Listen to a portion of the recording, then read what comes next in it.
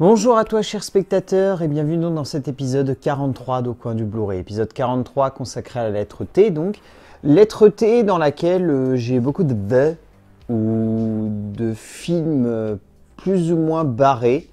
Je dois avouer que dans la lettre T, c'est pas non plus la folie, mais j'ai quand même des choses intéressantes. Mais il y a un film dont j'avais vraiment envie de vous parler pour le coup.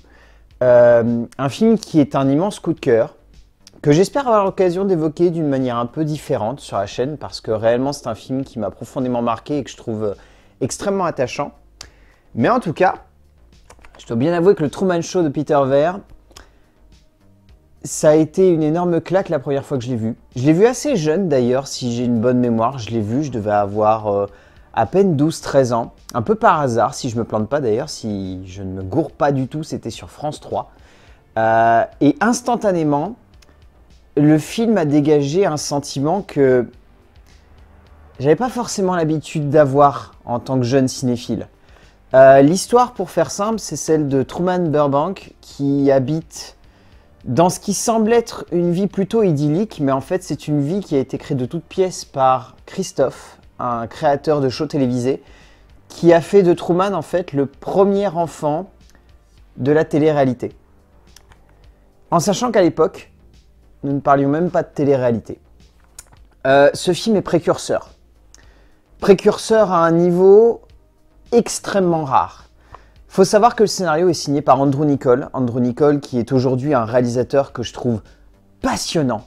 Réellement passionnant. Même ses derniers films qui sont plus ou moins subtils, c'est un cinéaste qui est extrêmement créatif et particulièrement ingénieux. C'est réalisé par Peter Weir qui est un metteur en scène qui aujourd'hui est un peu tombé en désuétude. Il faut bien avouer que son cinéma ne parvient plus à toucher un aussi large public qu'à une époque. Parce que mine de rien, je crois que le dernier gros film de Peter Weir, c'était Master and Commander, qui a fait un four en salle et qui du coup l'a empêché de réussir à trouver une carrière autre que dans un cinéma beaucoup plus indépendant dans lequel mine de rien, il est tout de même extrêmement créatif aujourd'hui. Mais en tout cas, le Truman Show, ça a été un choc la première fois que je l'ai vu. Donc comme je le disais, je l'ai vu assez jeune. Et je pense qu'étant jeune, tout l'aspect émotionnel de l'œuvre n'en a été que plus décuplé. Et en grandissant, c'est là que j'ai vraiment réussi à cerner un petit peu plus ce que le film avait envie de traiter, d'évoquer et surtout de mettre en exergue. C'est un film qui parle d'humanité. C'est un film qui parle d'émotion, c'est un film qui parle de quête de soi, c'est un film qui parle d'identité. C'est un film aussi qui parle des dérives de l'humanité, dans son sens le plus primaire, dans le sens où l'humain a tendance à vouloir tellement innover qu'il en oublie parfois de respecter son congénère. Et ici, on est dans un exemple parfait de un homme qui se prend pour Dieu à tel point d'être capable de recréer la vie d'un homme. Et c'est assez fascinant parce que, bien au-delà d'avoir vraiment cet aspect très créatif, cet aspect, je dirais pas ludique, mais quasi ludique, c'est avant tout un film qui cherche profondément à pousser le spectateur à regarder au-delà de l'image cinématographique, à regarder au-delà du simple aspect de « je suis un film et je raconte l'histoire d'un tel ». Ici, c'est un film qui a profondément envie de questionner de manière psychologique et presque analytique le rapport qu'on pourra entretenir à l'image et à l'image factice. Parce que dès le début, la première phrase de Christophe dans le film, c'est quand même « on s'est lassé de la pyrotechnie, des effets spéciaux et on ne veut plus voir des acteurs faire semblant de jouer ». Et ça questionne profondément l'idée de cinéma à partir de là. Parce qu'on n'est plus uniquement dans cette optique de voir des acteurs être mis en scène, on est dans l'optique de vouloir littéralement dire aux spectateurs « ce que vous allez voir n'est pas de la mise en scène, c'est de la réalité ». Et c'est ce qui pourra arriver, et c'est ce qui est arrivé en un sens. À partir du moment où on est capable de créer des shows télévisés qui mettent en scène des personnes qui sont supposées vivre une espèce de vie de rêve dans les îles, à Dubaï, ou ce que vous voulez, et simplement faire des activités et s'embrouiller, on est presque là-dedans. On est dans l'idée de ne plus simplement vouloir mettre en place des acteurs qui vont jouer des personnages. Et même si on leur donne des lignes directrices, finalement, ils sont eux-mêmes. Je ne comprends même pas pourquoi ce film n'est pas plus analysé dans les écoles de ciné et pourquoi même collège au cinéma et lycéens au cinéma ne le mettent pas dans leur programme. Ce film est tellement profond en termes de thématiques, de réflexion et d'analyse que vraiment, c'en est sidérant de voir à quel point, avec le temps, il a perdu de son impact. Parce que heureusement qu'il y a quand même quelques youtubeurs qui de temps en temps rappellent que c'est un des films à voir absolument, parce que sinon, je crois que beaucoup de gens ont oublié le Truman Show.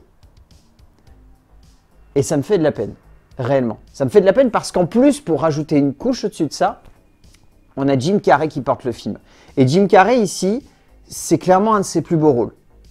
Peut-être même son plus beau rôle, à mes yeux. Pour beaucoup de gens, son plus beau rôle, ça reste Eternal Sunshine of the Spotless Mind. Le Truman Show est quand même largement au-dessus. Jim Carrey a ce pouvoir d'attraction qui fait que le film arrive à être touchant, à être drôle, à être triste, à être dur, à être brutal, à être intense. Et sa performance est à l'image de son métrage. Elle est incandescente. Elle passe son temps à aller dans des sommets d'une émotion à une autre, sans jamais perdre de vue l'optique principale, celle de transporter le spectateur. C'est un film que je trouve rare, le Truman Show. C'est un de ces films où réellement, avec le temps, il se bonifie. Il devient encore meilleur, il devient encore plus fascinant, encore plus passionnant. Enfin, c'est un film renversant. C'est vraiment un film renversant. En termes de bonus, malheureusement, ce Blu-ray n'est pas très bien garni. Alors, il faut savoir que le Blu-ray du Truman Show en France est très difficile à trouver. Et là, par exemple, il s'agit d'un Blu-ray italien. Et sur ce Blu-ray italien, il y a quelques scènes coupées, il y a un petit docu, il y a quelques interviews, il y a une galerie photo, donc il n'y a pas grand-chose. Mais il faut savoir qu'en France, le Blu-ray du Truman Show déjà coûte une blinde parce qu'il n'y a jamais eu de réédition 4K, ou en tout cas pas encore, mais j'espère qu'elle va pas tarder de la part de Paramount. Et au-delà de ça, le film a perdu de son aura avec le temps, et encore une fois, je le dis, aujourd'hui, on a tendance à de moins en moins parler du Truman Show. Mais réellement, regardez-le. Le Truman Show de Peter Weir, c'est un film rare, c'est un film intense, c'est un film qui met en exergue de manière très intelligente l'idée d'émotion au sein du cinéma. Parce que l'idée d'émotion, c'est quelque chose de souvent très compliqué à mettre en place.